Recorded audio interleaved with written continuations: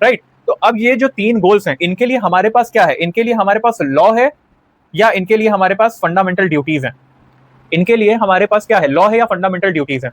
आप सोच के देखिए, इस पे आंसर दीजिए।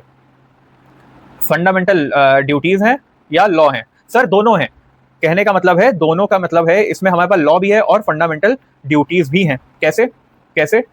अब कैसे का मतलब अब आप समझो। अब देखो, पिटिशनर बोल रहा है, पिटिशनर का कहना यह है कि सर ये जो फंडामेंटल ड्यूटीज है ना, ये इसको आप क्या कर दो पता है? इसको आप एकदम लीगली बाइंडिंग कर दो या इसको लॉ बना दो, इसको लॉ बना दो, लॉ बना दो। अगर हमने इसको लॉ बना दिया तो हमारे पास ये भी तो लॉ है, ये भी तो लॉ है ना सर। ठीक है, अब आप ऐसे समझिए, अगर हम इसको लॉ बना देते तो do you agree with me कि हाँ, फंडामेंटल राइट ड्यूटीज को लॉ बना देना चाहिए?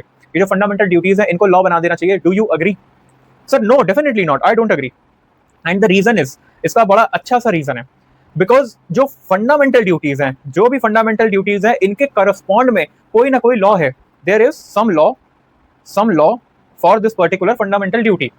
कुछ भी एक पर्टिकुलर लॉ है। जैसे मैंने आपको दिया था environmental protection, this is your fundamental duty. लेकिन इस फंडामेंटल ड्यूटी के लिए NGT, wild life protection act, ये सब लॉ ही तो है, ये भी तो चल रहा है, राइट। तो हमने क्या देखा? हमने देखा कि अगर अब मैं इसको लॉ बना देता हूं तो हमारा जो एनजीटी है या हमारा वाइल्ड लाइफ प्रोटेक्शन एक्ट है, ये क्या हो जाएगा? ये तो वेस्ट हो जाएगा ना।